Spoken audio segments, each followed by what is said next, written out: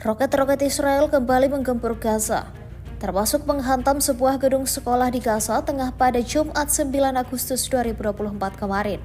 Serangan udara Israel itu menewaskan lebih dari 100 warga Palestina dan mengakibatkan puluhan lainnya terluka. Fasilitas pendidikan yang menjadi sasaran roket itu adalah Sekolah Al-Taben.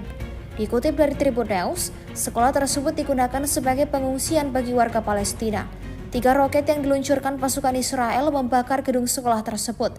Diketahui, serangan itu terjadi saat para pengungsi tengah melakukan ibadah sholat subuh.